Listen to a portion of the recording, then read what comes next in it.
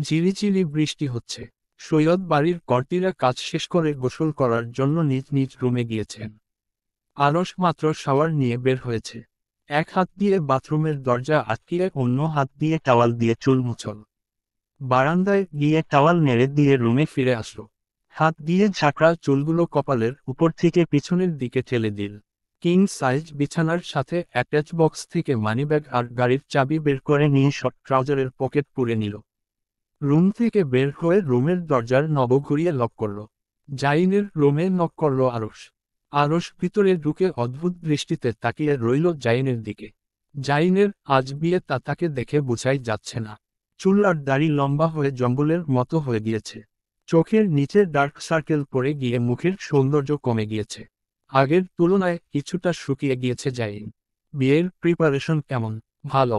চলো সেলুনে চলো। তোমার চুল দাড়ি কেটে আসবে। আর ফেসিয়ালও করে আসবে। মুখের অবস্থা দেখছো কি হয়েছে? মনে হচ্ছে জঙ্গল থেকে উঠে আসছো। তুমি ইসরাতের পাশে দাঁড়ালে বেচারির মান সম্মান সব ধুলোয় মিশে যাবে। তোমাকে জঙ্গলি লাগছে। আমি যাব না। ফেসিয়াল মেয়েদের জিনিস, এসব আমি কেন করব? আর আমি এমনিতেই সুন্দর এসব ছাড়া। তুমি যাবে না? না। আবার বলো কি বলছো? যাব না বলছি। আরেকবার জিজ্ঞেস করব তুমি যাবে নাকি না। আমি শুদ্ধ বাংলা বলছি। আমি যাব না। শেষবার বলছি তুমি যাবে না। তুই মনে হয় আজকাল বাংলা বুঝছিস না। না বুঝতে পারলে কোন সমস্যা নেই, আমি ফরাসিতে বলছি যে নে ভাইস পাস। আমি যাব না। আরশ নিজের গেঞ্জির হাতা কনুই থেকে একটু গুটিয়ে উপরের দিকে তুলল। গেঞ্জির হাতা গুটিয়ে নিতেই জিম করা বাহু বের হয়ে আসলো। বাংলায় একটা প্রবাদ আছে না, সোজা আঙুলে কি না উঠলে আঙুল বাঁকাতে হয়। তাহলে মনে হচ্ছে আঙুল বাঁকাতে হবে। জাইন গম্ভীর গলায় বলল, কি করবি তুই? আরশ মাথা নিচু করে ঠোঁট বাঁকিয়ে হাসল। জাইনের দিকে চোখ ছোট ছোট করে তাকালো। ঠোঁটে ঠোঁট চেপে ধরে বলল, দেখতে চাও বড় ভায়া? দেখতে চাচ্ছি না। কি করবি সেটা বল। বেশি কিছু না, জাস্ট তোমাকে কোলে তুলে নিব। তারপর গাড়ির ভিতর নিয়ে নামিয়ে দিব। আর শাহপরান সেলুনের সামনে গিয়ে কোলে তুলে তোমাকে সেলুনে নিয়ে পৌঁছে দিয়ে আসব। এইটুকু, বেশি কিছু না। জাইন শীতল কণ্ঠে বলল, তুই আমাকে কোলে নিতে পারবি? আরশ ঠোঁট বাঁকিয়ে হাসল। শান্ত চোখে জাইনের চোখের দিকে তাকিয়ে বলল, শি টু ভেউক্স বইয়ের যেতে প্রেন্দ্রাইশুর মেস গেনুক্স। তুমি যদি দেখতে চাও অবশ্যই কোলে নিব। আরশের চোখে মুখে কিছু একটা ছিল যা দেখে জাইন রাজি হলো। বিশ্বাস নেই এই ছেলে যা ঘাটতারা দেখা যাবে, কথা না শুনলে কোলে করে শাহপরান সেলুনে নিয়ে যাবে, সেলুনের ভিতর নিয়ে গিয়ে কোল থেকে নামাবে। তুই গাড়ি বের কর, আমি আসছি। ওকে, তাড়াতাড়ি আসো। জায়ান কোমরে ব্যথা পেয়েছে হঠাৎ করে প্লটে গাড়ি পড়ে যাওয়ার জন্য। নুসরাত হুইলের সাথে বাড়ি খেয়ে কপালের এক পাশ ছেঁচে গিয়েছে। জায়ান গাড়ির দিকে তাকিয়ে হায় হুতাশ করতে লাগলো। নুসরাতকে ধমকে বলল, বলেছিলাম আস্তে চালাও। আমার কথা শুনলে এটা দেখতে হতো না। আমার ভালোবাসা, আমার জান, আমার গাড়ির এটা কি করলে নুসরাত? গাড়িটা বিনাশ করে দিলে। নুসরাত গাড়ির যেখানে স্ক্র্যাচ পড়েছে সেখানে পা দিয়ে লাথ মারল। গাড়িতে লাথ মেরে নিজে পায়ে ব্যথা পেল। জায়ানকে আবার হায় হুতাশ করতে দেখে নুসরাত জায়ানের দিকে রাগী চোখে তাকিয়ে ধমকে উঠল, ট্রিপিক্যাল মায়াগ মতো করছেন কেন? মনে হচ্ছে এক্ষুনি কান্না করে দিবেন। পুরুষ মানুষ আবার এসব ন্যাকামি করে নাকি? জায়ান চিৎকার করে বলল, আমার এত কষ্ট করে কিনা গাড়ি তুমি এভাবে ভেঙে দিলে। তোমার কাছে গাড়ি দেওয়া আমার জীবনের সবথেকে বড় ভুল হয়েছে। গাড়ি ধীরে চালালে তো আর অ্যাক্সিডেন্ট হতো না। নুসরাত গাড়িতে আরও একটা লাথ মারল। জায়ানের রাগ গাড়ির উপর দেখালো। জায়ানকে তার উপর চিৎকার করতে দেখে নিজেও চিৎকার দিল। এটা কিসের গাড়ি? এটাকে গাড়ি বলতে আমার লজ্জা লাগছে। একে তো ঠেলাগাড়ির মতো চলে, তার মধ্যে হালকা স্পিড দিতেই পড়ে গিয়ে লাইট ভেঙে গিয়েছে, সাথে স্ক্র্যাচ পড়ে গিয়েছে। ঠেলাগাড়ি বললে ঠেলাগাড়ির অপমান হবে। বালের জাতের গাড়ি। গাড়ির নাম কি? এসব গাড়ি কিনার কথা কে বলে আপনাদের? জায়ান নুসরাতের দিকে তাকিয়ে রইল। গাড়িতে স্ক্র্যাচ ফেলে বিন্দুমাত্র লজ্জা বা অনুশোচনা হচ্ছে না। গলা ফাটিয়ে তার উপর চিৎকার করছে। আর বলছে এসব গাড়িকে কিনছে। অডিয়ে 4। দাম কত হবে বাংলাদেশি টাকায়? আমি জানি না। আরশ কিনছে। আচ্ছা, আরশের কাছ থেকে জেনে আমাকে জানিয়ে দিবেন, আমি টাকা দিয়ে দিব, না হলে এর থেকে দ্বিগুণ দামি কার আপনাকে গিফট দিব। কষ্ট পাবেন না। যাও গাড়িতে উঠে বসে। আপনি এই সামান্য গাড়িতে স্ক্র্যাচ আর ভাঙায় আমার উপর চিরচির করছেন। আপনাদের থেকে শতগুণ ভালো আশিক। ওর গাড়িতে আগুন লাগিয়ে দিলে ও এভাবে রাগ করতো না, যেভাবে আপনি করছেন। আশিক কি এমন কাজ করলো যে আমাদের তুলনায় শতগুণ ভালো আশিক? শুনতে চান তাহলে শুনুন। আমি আর ইশরাত গাড়ি চালানো শিখতে ইন্টারেস্ট ছিলাম, তাই আশিক আমাকে আর ইশরাতকে ড্রাইভিং শিখিয়েছে। আশিকের কার কতবার ইশরাত আমাদের বাসার বাউন্ডারির সাথে ধাক্কা লাগিয়ে স্ক্র্যাচ ফেলেছে, ও কিছুই বলেনি। আশিক আমাকে নিয়ে রেস্টুরেন্টে গিয়েছিল। আমি জোর করে গাড়ি চালানোর জন্য ওর কাছ থেকে চাবি নিয়ে নিয়েছিলাম। পার্কিং থেকে বের হওয়ার সময় আশিকের গাড়ি আরেক গাড়ির সাথে লেগে কাঁচ ভেঙে গিয়েছিল। লোকটার গাড়িতে স্ক্র্যাচ পড়ে গিয়েছিল। আশিক গাড়ির মালিকের সাথে কথা বলে ম্যানেজ করেছিল। তারপরও আপনার মতো চিরচির করেনি, হেসে কথা বলেছে আমার সাথে। আসলে আশিক গরিব হলে কি হবে, ওর মন অনেক বড়। আর আপনারা ধনী হয়ে ও মন ছোট। অতএব বোঝা যায়, আপনারা ধনী হয়েও গরিব আর আশিক গরিব হয়েও ধনী। আশিকের মতো ভাই ঘরে ঘরে জন্মানো উচিত। আচ্ছা বোন, এবার আপনার ভাষণ শেষ হলে পিছনে বসুন। বাসাতে যাবেন না। প্রায় 3টা বাজতে চলল। নুসরাত ব্যাকসিটে গিয়ে উঠে বসল। বসার আগে গাড়িতে আরেকবার লাথ মারতে বলল না। গাড়ি হঠাৎ প্লটে পড়ে যাওয়ায় মেরুদণ্ডের হাড্ডিতে ইশরাত ব্যথা পেয়েছে, তাই গাড়ি থেকে নামল না। পিঠে চিনচিন ব্যথা করছে। জায়ান করুণ চোখে গাড়ির দিকে কিছুক্ষণ তাকিয়ে গাড়িতে উঠে বসল। দারোয়ান গেট খুলে দিতেই জায়ানের গাড়ি বাড়ির ভিতর প্রবেশ করল। গাড়ির থামার পর ইশরাত গাড়ি থেকে নেমে বাসার ভিতর চলে গেল। ইশরাতের সাথে হায় হ্যালো করে আরশ বাসার ভিতর থেকে আঙুলে চাবি ঘুরাতে ঘুরাতে বের হয়ে আসলো। জায়ান আর নুসরাত গাড়ির সামনে দাঁড়িয়ে কোমরে হাত রেখে ঝুঁকে স্ক্র্যাচ দেখছিল। লাইট ভেঙে যাওয়ায় লাইটের আশেপাশে যে সকল কাঁচ ঝুলে রয়েছে নুসরাত পা থেকে জুতো খুলে বাড়ি দিয়ে ভেঙে ফেলল। আরশ নুসরাত আর জায়ানকে গাড়ির দিকে ঝুঁকে থাকতে দেখে কৌতূহল বশত এদিকে আসলো। গাড়ির কাছে এসে গাড়ির এই অবস্থা দেখে আরশের চোখ ছানাবড়া হয়ে গেল। জায়ানের দিকে একবার তাকিয়ে আবার গাড়ির দিকে তাকালো আরশ। অতিরিক্ত শোকত হয়ে আরশের মুখ দিয়ে কোনো কথা বের হলো না। নিজেকে ধাতস্থ করতে আরশের সময় লাগলো। জায়ানের দিকে রাগী চোখে তাকিয়ে থাকল। দাঁতের সাথে দাঁত চেপে কটমট শব্দ করল। গাড়ির এই অবস্থা কে করেছে? আরশ গাড়ির যেখানে যেখানে স্ক্র্যাচ পড়েছে হাত দিয়ে স্পর্শ করল। করুণ চোখে তাকিয়ে রইল গাড়ির দিকে। নুসরাতের আরশের মুখ দেখে হাসি আসলো।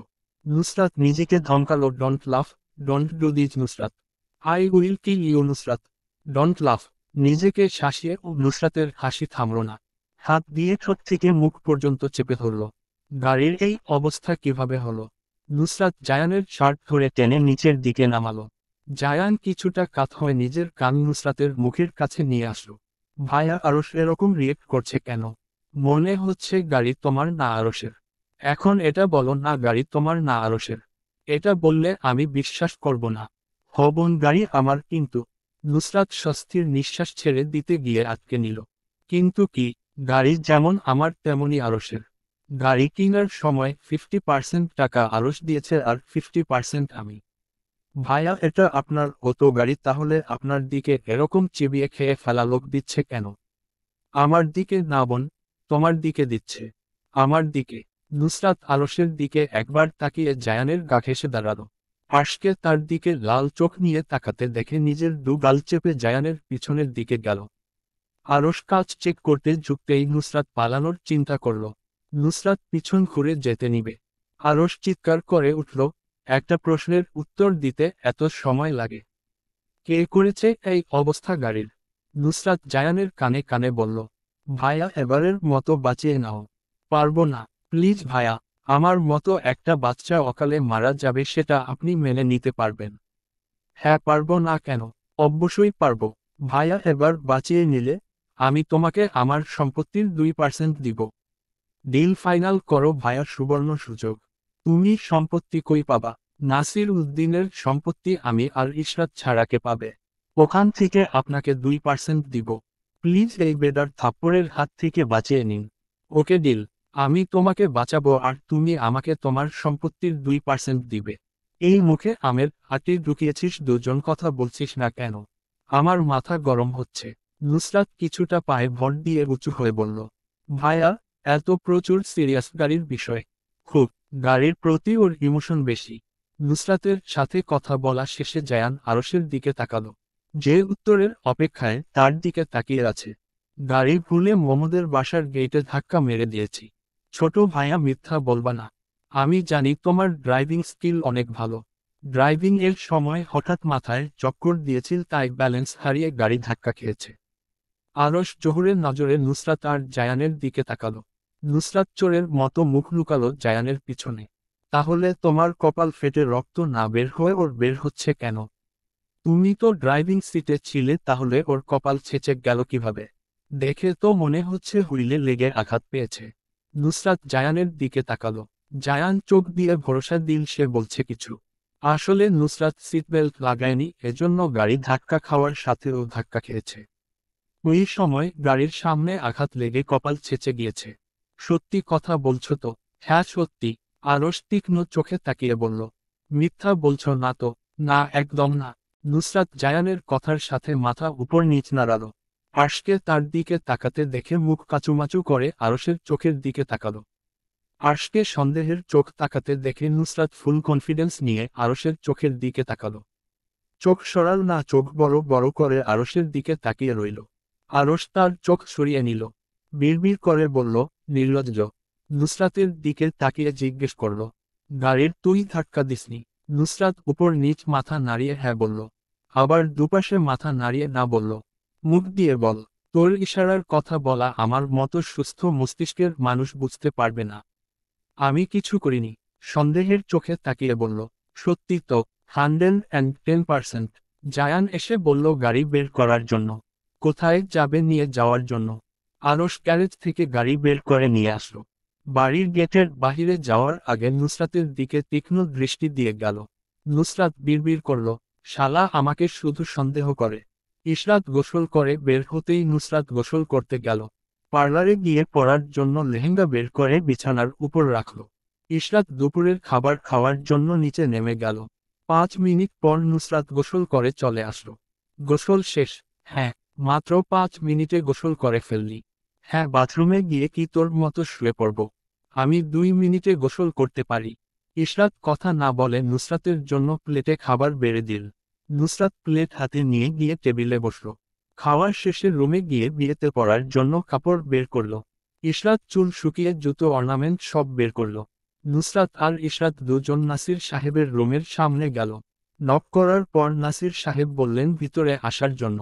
তিনি গোসল করতে যাচ্ছিলেন, দুজনকে একসাথে আসতে দেখে ভ্রুকুচকে তাকালেন। কি? নুসরাত ইশরাতকে ধাক্কা দিল বলার জন্য ইশরাত নুসরাতকে ধাক্কা দিল। কি বলবে তাড়াতাড়ি বলো। আমি গোসলে যাব। ইশরাত বলল, আপনার গাড়ির চাবিটা দিন আব্বু। কি করবে? জি, পার্লারে যাব আব্বা। তোমাদের ড্রাইভিং করে যাওয়ার দরকার নেই। জায়ানের গাড়ির অবস্থা কিছুক্ষণ আগে কি করেছ তা তো দেখেছি। আব্বু, আমি কিছু করিনি। তুমি না করলে তোমার সাথে জন তো করেছে। আমি জায়ানকে বলে দিব তোমাদের পৌঁছে দেওয়ার জন্য। যাও, যা যা পার্লারে নিবে তা গুছাও। নুসরাত আর ইশরাত মুখ কালো করে বের হয়ে গেল। রুমের পাশে কান পেতে বসে রইল। নাসির সাহেব ওয়াশরুমের দরজা লাগানোর শব্দ শুনতেই নুসরাত এসে আবার রুমে ঢুকল। বিছানার পাশের বক্সের উপর নাসির সাহেবের গাড়ির চাবি খুঁজে পেল। ঝটপট হাতে নিয়ে রুম বাহিরে থেকে লক করে চাবি নিয়ে দৌড় দিল। ইশরাত সাদিয়া আর সৌরভীকে বলল, তাড়াতাড়ি আয়। আব্বা বের হতে পারলে আস্ত রাখবে না। নুসরাত গাড়ির কিতে চাপ দিতেই হর্ন বেজে গাড়ি আনো লর্ক হলো। নাসির সাহেব ওয়াশরুম থেকে সাবান মাখা শরীরে নিয়ে বের হয়ে আসলেন। দরজা খুলতে গিয়ে দেখলেন দরজা বাহির থেকে লক করা। সাবান মাখা শরীর নিয়ে নাসির সাহেব বারান্দায় গেলেন। নুসরাত গাড়ি পার্কিং থেকে বের করে নিয়েছে। নাসির সাহেব বারান্দায় থেকে নুসরাতকে বললেন, নুসরাত গাড়ির কিছু হলে আমি তোমাকে ছাড়ব না। আজ গাড়ি ঠিক থাকলে তুমি ঠিক থাকবে। নুসরাত গাড়ির কাঁচ নামিয়ে জানালার উপর দিয়ে মাথা বের করল। আচ্ছা আব্বা, ছাড়বেন না? আপনার বাড়িতেই সারা জীবন ধরে রাখবেন। টাটা আব্বা। আস্তে ধীরে কনভেনশন হলে পৌঁছে যাবেন। আমাকে আর ইসরাতকে ওখানে পাবেন। বাই বাই আব্বা। চিন্তা করবেন না আব্বা, না হলে প্রেশার হাই হয়ে যাবে। আপনার প্রাণপ্রিয় গাড়ি ওখানে পাবেন। টাটা বাই বাই আব্বা। আবার দেখা হবে রাতে। ঔষধ খেয়ে নিবেন মনে করে। নুসরাত গাড়ি টান মেরে বাসার বাহিরে চলে গেল। আর নাসির সাহেব সাবান মাখা শরীর নিয়ে কিছুক্ষণ গাড়ি যাওয়ার রাস্তার দিকে তাকিয়ে রইলেন। গাড়ি অদৃশ্য হতেই হেসে দিলেন। ইসরাতের ব্রাইডাল মেকওভার শেষ হওয়ার পর পার্লার থেকে নুসরাত, ইশরাত, সৌরভী আর সাদিয়া বের হয়ে আসলো। ড্রাইভিং সিটে উঠে বসল নুসরাত। এক পায়ের হাই হিল পিছনের সিটে ছুঁড়ে ফেলল। ব্রাউন ভাঁজ করে নিজের কোলের উপর রাখল। এক পায়ের হাই হিল খুলে ফেললি কেন? এসব জুতো পরে আমি ড্রাইভিং করতে পারি না। ব্রেক চাপলে বোঝা যায় না ব্রেক চেপেছে কিনা। নুসরাত গাড়ির বাহিরের দিকে তাকালো। ইশরাত ফোনে কথা বলছে। হাত ঘড়িতে টাইম চেক করল। টাইম দেখে চোখ চড়ক গাছ হয়ে গেল। রাত 8:30 বাজে। এত তাড়াতাড়ি বেজে গেল 8:30। ইশরাতকে তাড়া দিল তাড়াতাড়ি গাড়িতে ওঠার জন্য। ইশরাত হাত দিয়ে 5 মিনিট দেখালো। নুসরাত গাড়ি স্টার্ট দিল। টান মেরে ইশরাতের পাশ কাটিয়ে চলে গেল। ইশরাত তবুও দাঁড়িয়ে রইল। কোনো রিয়েক্ট করল না। নুসরাত গাড়ি আবার ব্যাক আনল। এবার না আসলে সত্যি সত্যি চলে যাব। আরও 10 মিনিট পর ইশরাত ফোনে কথা বলা শেষ করে উঠে বসল। নুসরাত গাড়ি স্টার্ট করে গতি বাড়ালো। ইশরাত পিছন দিকে মাথা দিয়ে চোখ বন্ধ করে ঘুমের মতো করে পড়ে রইল। কনভেনশন হলের গাড়ি পার্কিং এরিয়ায় গাড়ি পার্ক করে নুসরাত গাড়ি থেকে নেমে দাঁড়ালো। সৈয়দ বাড়িতে থিম রাখা হয়েছিল। ছেলেরা পাঞ্জাবি পরলে সবুজ কালার আর শার্ট বা কোট পরলে কালো কালারের। মেয়েদের শাড়ি পরলে গোল্ডেন অ্যান্ড হোয়াইট কালার আর ব্রাউন পরলে এস কালার। নুসরাত ঘাটতারার মতো থিম না মেনে তার যা ইচ্ছা হয়েছে পড়েছে। ব্ল্যাক কালার গ্রাউন্ড পরেছে নুসরাত, সাথে স্টোনের কাজ করা। গলায় ম্যাচিং অর্নামেন্ট পরেছে। ব্রাউন নিচের দিক থেকে ভাঁজ করে প্যান্টের পকেট থেকে মোবাইল বের করে জায়ানকে কল করল। হ্যালো ভাইয়া, এসে গেছি। ভাইয়াকে নিয়ে আসুন। আচ্ছা আসছি, দাঁড়াও। ইশরাত গাড়ি থেকে নেমে দাঁড়ালো। নুসরাত এক পায়ে জুতো পরে হলের ভিতরে যেতে নিয়েছিল। সাদিয়া পিছন থেকে ডেকে নিয়ে বলল জুতো পরার জন্য। নুসরাত গাড়ির লক খুলে ড্রাইভিং সিটের উপর বসে জুতো পরে আবার দৌড় দিল। হঠাৎ মনে হলো গাড়ি লক করেনি। আবার আসলো গাড়ি লক করতে।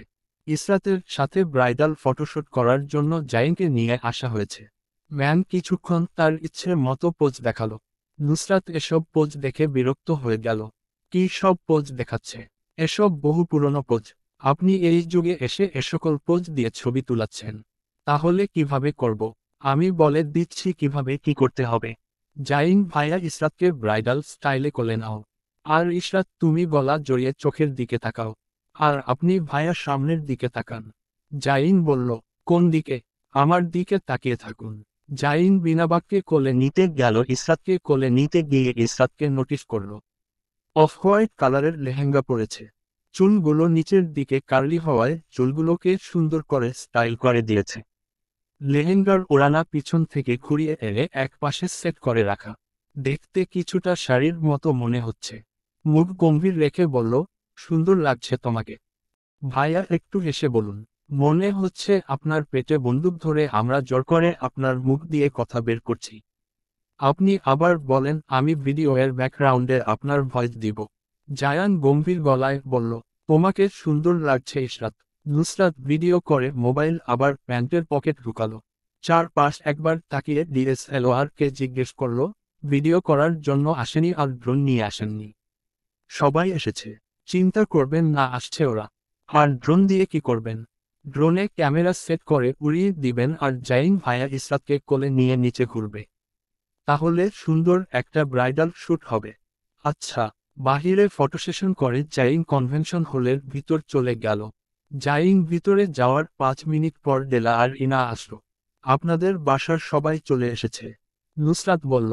হ্যাঁ। ইনা জিজ্ঞেস করল, তোমাদের চলে আসছে নুসরাত? ডেলা বলল, তাহলে আমরা ভিতরে যাই, তোমরা আসো। ইনায়াকে নিয়ে ডেলা ভিতরে চলে গেল। ইশরাত আর কিছু ব্রাইডাল শ্যুট করার পর ভিতরে প্রবেশ করল। ভিতরে প্রবেশের আগে ব্রাইডের মুখের সামনে গোমটা দিয়ে দেওয়া হলো আলাদা ওড়না দিয়ে। ইশরাত সামনে হেঁটে গেল, তার দুপাশে সৌরভী আর নুসরাত হেঁটে গেল। জাইন স্টেজে বসেছিল। জাইনকে উঠে দাঁড়ানোর জন্য বলল আরশ। জাইন উঠে দাঁড়ালো। ইশরাতের হাঁটার রাস্তায় যে সকল ফুলঝুরি রাখা হয়েছিল তা ইশরাতের হাঁটার সাথে সাথে জ্বলে উঠল। আরশ জাইনকে বলল ইশরাতকে এগিয়ে নিয়ে আসতে। জাইন রোবটের মতো দাঁড়িয়ে রইল। ভাইয়া, তুমি যদি এখন ইশরাতকে না আনতে যাও ডেলা মনে করবে তুমি দেখানোর জন্য বিয়ে করেছ। আসলে তা তো নয়। তুমি তো নিজ ইচ্ছায় বিয়ে করছো। যাও ভাইয়া যাও, গো ভাইয়া গো। জাইন এগিয়ে গেল, হাত বাড়িয়ে দিল ইসরাতের দিকে। ইসরাত জাইনের দিকে একবার তাকিয়ে নিজের হাত বাড়িয়ে দিল। জাইন নিজের হাতের মুঠোয় ইসরাতের মেয়েলি হাত চেপে ধরল।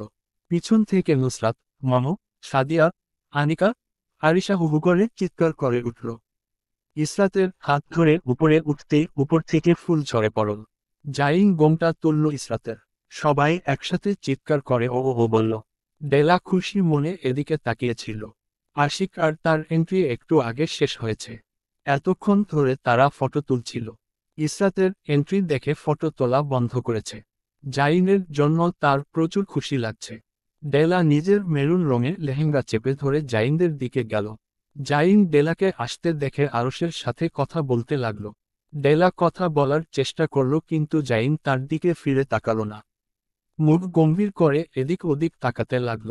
ডেলা কথা বলতে গেলে জাইন অন্য দিকে হেঁটে চলে যায়। ডেলা মুখ কালো করে জাইনের দিকে তাকিয়ে রইল। 9:30টার দিকে খাবার দেওয়া হলো। সবাই সবার খাবার প্লেটে করে এনে নিজ নিজ সিটে বসে গেল। খাবার খাওয়া শেষে হেলাল সাহেব স্টেজে উঠলেন। মাইক হাতে নিয়ে সকলের দৃষ্টি আকর্ষণ করলেন। আজ যে দুই জুটির অনুষ্ঠান হচ্ছে তাদের আকদ আমরা আগে করে নিয়েছিলাম পারিবারিকভাবে ছোট করে। আজ শুধু এই অনুষ্ঠান করেছি আপনাদের জানিয়ে দেওয়ার জন্য। সব নিয়ম মেনে একবার বিয়ে হয়েছে তাহলে কিন্তু বড়রা মিলে চাচ্ছিলাম এবার আপনাদের সামনে আবার বিয়ে হয়ে যাক। হেলাল জাইনের হাতে একটা আঙুটি তুলে দিলেন। আরশ কানে কানে কিছু বলল। জাইন হ্যাঁ ভঙ্গিতে মাথা নাড়াল। এক হাঁটু খেলে বসল জাইন ইসরাতের সামনে। আঙুটির বক্স খুলে জাইন বলল, will you marry me? Will you be mine? Will you be the companion of my joys and sorrows for the rest of my life? Ishrat কিছুক্ষণ তাকিয়ে তাকল জাইনের দিকে। শান্ত চোখ জাইনের দিকে তাকিয়ে বলল, আই উইল বি। জাইন ইসরাতের হাতে আঙুটি পরিয়ে দিল। নুসরাত আর মম হুহু করে মুখ দিয়ে শব্দ করল।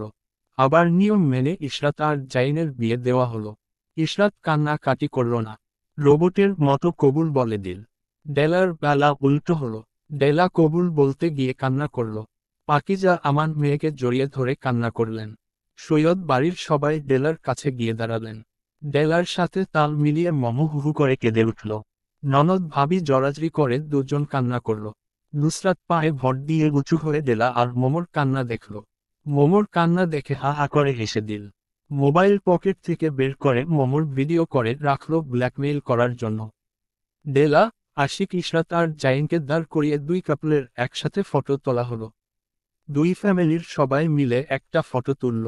রাতের খাবার খেয়ে ধীরে ধীরে সবাই বিদায় নিয়ে চলে গেল। সৈয়দ বাড়ির কর্তা কর্তিরা বাড়িতে ফিরে গেলেন। তারা এখানে থেকে কি করবেন?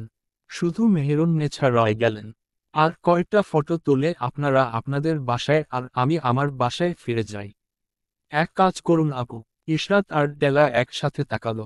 ইশরাতকে না করে বলল, ব্রাউন কালার চুলযুক্ত আপু আপনার স্বামীকে বলুন এই সোফায় বসতে।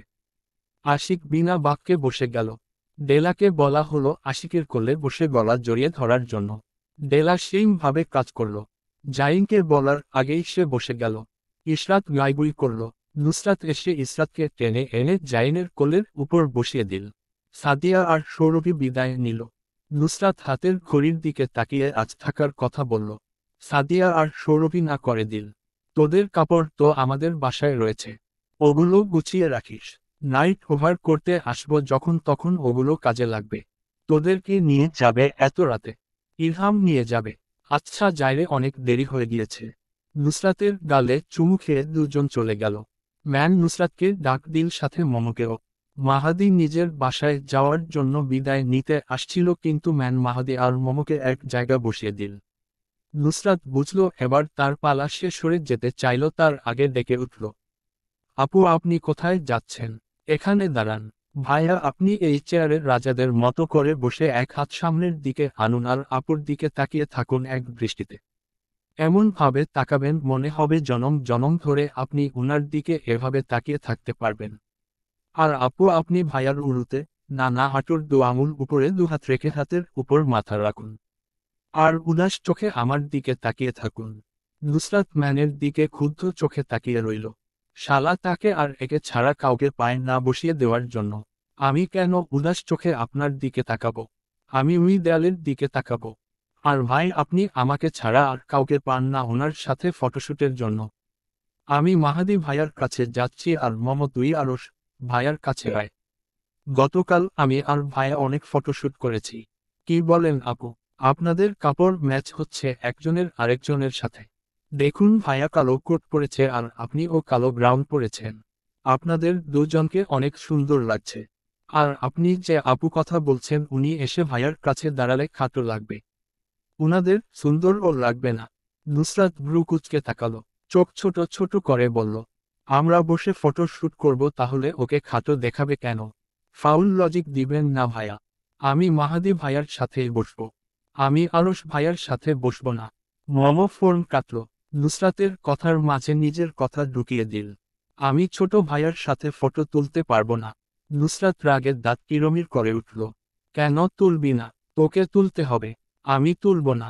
আমার ভাইয়াকে ভয় লাগে। তোর কেন ভয় লাগবে? এর বাঘ না ভালুক যে ভয় লাগবে? ভাইয়া তোকে খেয়ে ফেলবে। আচ্ছা ভয় লাগতেই পারে কিন্তু ভাইয়াকে কেন ভয় লাগে সেটা বল। ভাইয়া চোখ দিয়ে কিভাবে তাকায় মনে হয় চোখ দিয়ে গিলে খাবে। আমার ভয় লাগে ভাইয়ার চাহনি দেখলে। মেহেরুন নেছা বিরক্ত হয়ে বললেন, এই মায়া একজন বইলে হয় এত তামাশা করকে? নুসরাত মেহেরুন নেছার কথা পাত্তা দিন না। আরশ নীরব দর্শক হয়ে ওদের কথা শুনছিল। জাইন বিরক্ত হয়ে গেল। একে তো এত ধকল গিয়েছে তার মধ্যে ইসরাতকে কোলে নিয়ে বসে আছে আর ইসরাতের কাপড়ের ভারে পা অবশ হয়ে গিয়েছে। এরা ছবি তুললে তুলে ফেলবে এত প্যাচাল করে কেন? নুসরাত আরশের হাত ধরে টেনে মোমোর কাছে এনে দাঁড় করালো। পায়ের পাতায় ভর দিয়ে উঁচু হয়ে আরশের সমান হওয়ার চেষ্টা করল কিন্তু সমান হতে পারল না। থুতনিতে গিয়ে নুসরাতের মাথা লাগলো। আপনি জিরাফের মতো এত লম্বা কেন? কে বলেছে এত লম্বা হওয়ার জন্য? আচ্ছা যাই হোক লম্বা হয়ে গিয়েছেন আর কি করার? আরশের মুখের কাছে হাত নিয়ে চোখ দুটো চেপে ধরে বড় বড় করে দেখালো মোমোকে। বল কি দেখে ভয় পাস? উনার চোখ যেমন আমার চোখ তেমন তাহলে ভয় পাবি কেন? দেখ একেবারে নর্মাল চোখ। উনার চোখে লেন্স আছে আমার আর তোর চোখেও লেন্স আছে। এই ছামড়ি তুই আমার নারীডার চোখ নিয়ে টানাটানি করতাছিস কে? মেহেরুন নেছার কথার উত্তর দিল না। আরশের গাল দুদিকে টেনে ধরে বলল, দেখ ভাইয়া হাসছে। তাহলে সমস্যা কোথায়? এত ভয় পাওয়ার কি আছে? ভাইয়া আপনি হাসছেন না। নুসরাত মোমোকে জিজ্ঞেস করে নিজেই উত্তর দিল, হাসছে। নুসরাত গাল ছেড়ে দিয়ে নেমে দাঁড়ালো। জাইন গম্ভীর গলায় ধমকে উঠল, আমি কিন্তু উঠে যাব। আর 2 মিনিট লেট হলে? আর কতক্ষণ এভাবে বসে থাকব? উনি যেভাবে বলছে সেভাবে বসে যাও। কি হবে একদিন বসে গেলে? নুসরাত রাগে জুতো পা থেকে উড়িয়ে ফেলল। পারলে জুতো জোড়া আরশের মাথায় ভাঙত। সবাই সবার পোজে বসল। ভাইয়া আপুর পিঠে হালকা করে হাত রাখুন। রাখার দরকার নেই। এভাবে ঠিক আছে। এত হাত রাখার রাখের কি? আরশ নুসরাত না করাই খাটতারার মতো পিঠে হাত রাখল। নুসরাতের পিঠে হালকা করে চিমটি কাটল। নুসরাত মৃতদেহের মতো পড়ে রইল, নড়ল না। আরশ আরেকটা চিমটি কেটে ঠোঁট চেপে হাসল। নুসরাতকে নড়তে না দেখে কাঁধে চিমটি কাটল। নুসরাত নাক ফুলিয়ে আরশের উড়ুতে মাথা ফেলে পড়ে রইল। উড়ুতে কামড় মারতে গিয়ে ও মুখ সামলাল। রাত 12টার দিকে সব শেষ করে সবাই বাসায় যাওয়ার জন্য রেডি হলো। নুসরাত গাড়ির কি নিজের তর্জনী আঙুলে নিয়ে ঘুরাতে লাগলো। নুসরাত গাড়ির চাবি দে। আমার সাথে তুই যাবি আর ইশরাত বড় ভাইয়ার সাথে যাবে।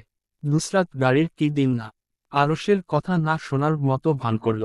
ডেলা মোমো আর আশিক বিদায় নিয়ে চলে গেল। নুসরাত ইশরাতের লেহেঙ্গার পিছন চেপে ধরল। ইশরাত সামনের দিক উঁচু করে ধরল। ভিডিও ম্যান ইশরাতের পিছু পিছু আসলো। আরশ সবকিছু ভালো করে চেক করতে গেল কেউ কিছু রেখে গিয়েছে কিনা। নুসরাত গাড়িতে উঠে বসল। ইশরাত লেহেঙ্গা ভাঁজ করে ফ্রন্ট সিটে বসল। ম্যান কয়েকটা শট নিল এই অবস্থায়। ভিডিও ম্যান ভিডিও অন করে রাখল। নুসরাত গাড়ি স্টার্ট করল। আরশ কনভেনশন হল থেকে বের হতে হতে চিৎকার করে বলল, তোকে আমি কি বলেছি? কি বলেছেন? একদম হেয়ালি করবি না। আমি কি হেয়ালি করেছি? আমি আর ইশরাত একসাথে ড্রাইভিং করে আসছি, একসাথে যাচ্ছি, এখানে হেয়ালি করার কি? আর দাদি ভাইয়াকে নিয়ে আপনি চলে যাবেন? দাঁড়া 1 মিনিট, আমি তোকে ড্রাইভিং করে যাওয়া দেখাচ্ছি। তুই বিকেলে বলেছিলি না তুই ড্রাইভিং জানিস না? তাহলে ড্রাইভিং করে আসলি কিভাবে? নুসরাত জি হয় কামড় মারল। আরে বাজ বলে দিয়েছি নাকি সত্যি কথা? আরশ নুসরাতদের গাড়ির দিকে ঝটপট হেঁটে আসতে লাগলো। নুসরাত গাড়ি স্টার্ট করে টান দিল। আরশের পাশ কাটিয়ে গাড়ি ঝড়ের গতিতে নিয়ে গেল। ম্যান হই হই করে উঠল। ক্যামেরার দিকে তাকিয়ে বলল, যাই বলেন আর তাই বলেন, আপুটার গাড়ি চালানোর স্কিল অনেক ভালো। কি এক শট এসেছে, যে দেখবে হা করে তাকিয়ে থাকবে। আরশ মুখ গম্ভীর করে তাকিয়ে রইল। দুইয়ে দুইয়ে চার মিলালো। তার গাড়ির এই অবস্থা তাহলে নুসরাত করেছে। তার সন্দেহ তাহলে ঠিক। ঠোঁট বাঁকিয়ে হাসল আরশ। এর সুদ তুলবে সে নুসরাতের থেকে। জাইন ডাক দিল গাড়ি বের করার জন্য। আরশ মুখ থমথমে করে গাড়িতে উঠে বসল। পুরো রাস্তা মুখ থমথমে করে রাখল। পরের দিন সকাল, জাইন এসে নক করল ইসরাতের রুমে। ইসরাত ঘুমে লুলো হয়ে এসে দরজা খুলে দিল। জাইনকে দাঁড়িয়ে থাকতে দেখে কিছুটা অবাক হলো। কিছু জিজ্ঞেস করার আগেই জাইন নিজেকে থেকে বলল, সোমবারে আমাদের ফ্লাইট যা যা প্রয়োজনীয়তা লাগেজে গুছিয়ে নিও। 48 কেজির বেশি কিছু নিবে না। হাতে 7 কেজি আর লাগেজে 41 কেজি। বেশি করে গরম কাপড় নিয়ে নিও। 48 কেজি মনে থাকে যেন। ইসরাতের ঘুম উড়ে গেল জাইনের কথা শুনে। চোখ ছোট ছোট করে তাকিয়ে তাকল। আপনি আমাকে আগে বলেননি কেন? মাত্র 2 দিনে আমি কি গুছাবো? 2 দিন অনেক টাইম। গুছিয়ে নিতে পারবে। আজকে থেকে শুরু করো। 2 দিনের আগে গুছানো শেষ হয়ে যাবে। জাইন যেতে গিয়ে ঘুরে দাঁড়ালো। কেস নিবে না কার্ড নিবে? ইশরাত বুঝল না কি বলছে। জিজ্ঞেস করল, বুঝতে পারছি না। এক্সেক্ট কি বলছেন? টাকা কিভাবে নিবে জিজ্ঞেস করছি। ইশরাত চোখ বড় বড় করে তাকালো। আমার টাকা লাগবে না। কেন? আমার কাছে টাকা আছে। এজ ইউকের রুইস। আমি কিন্তু টাকার নেওয়ার কথা জিজ্ঞেস করেছি তোমাকে, পরে বল না আমি বলিনি টাকার নেওয়ার কথা। তাড়াতাড়ি শপিং করে লাগেজ গুছিয়ে নিও। ইশরাত মনে মনে জাইনকে গালি দিল। ইচ্ছে করল চুল ধরে দেয়ালের সাথে বাড়ি দিতে। ঘুরসি দিয়ে নাক ফাটিয়ে দিতে। শালা আগে বলবি না। ইশরাত ভেঙ্গাল জাইনকে। 2 দিন সময় আছে, গুছাতে পারবে। 2 দিনে অনেক সময়। তোর বাল গুছাতে পারবো 2 দিনে। হঠাৎ মনে হলো নুসরাতের মতো কথা বলছে। কিছু বলছো? জি না। কেন মনে হলো কিছু বলছি?